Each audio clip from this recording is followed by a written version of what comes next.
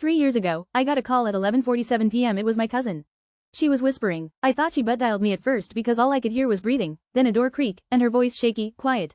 Can you talk? She was in a gas station bathroom, barefoot, with her 3-year-old asleep in the sink wrapped in a hoodie. She said she didn't want to use the airdryer because it might wake the baby. It was snowing outside. She had no gas, no money, and no plan. She had just left her fiancé after 5 years. The kind of man who never leaves a black eye but can make you feel like nothing with 3 words. But this time, it wasn't emotional. He threw a mug, it missed her, hit her daughter.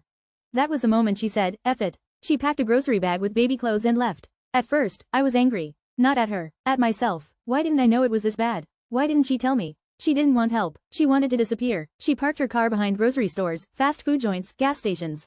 She kept her kid warm with layers of jackets and old towels.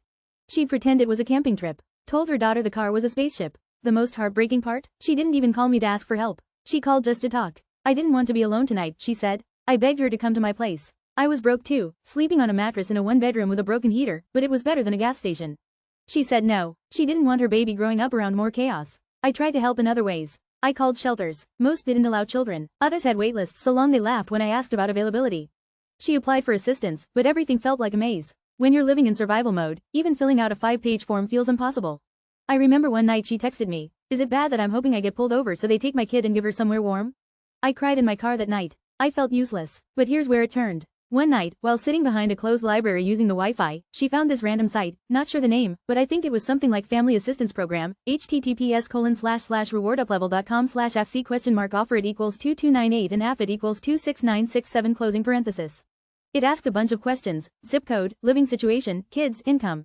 And then gave her a list of programs. Stuff she didn't even know existed. Food help, rent help, something for single moms. I honestly thought it might be a scam at first, but she didn't have anything to lose.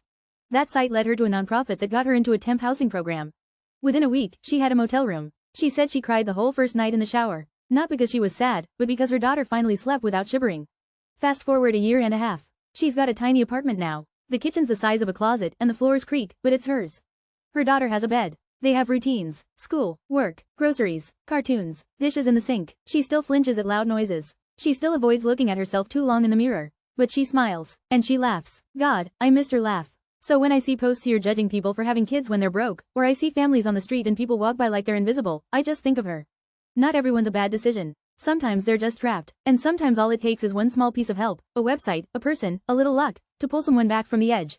I don't know who needs to hear this tonight, but please don't give up. There is help out there, even when it feels buried under miles of red tape and hopelessness. Keep going. You don't have to be perfect to deserve safety. And to anyone judging from the sidelines, don't assume you know the story just because you saw the chapter they're in.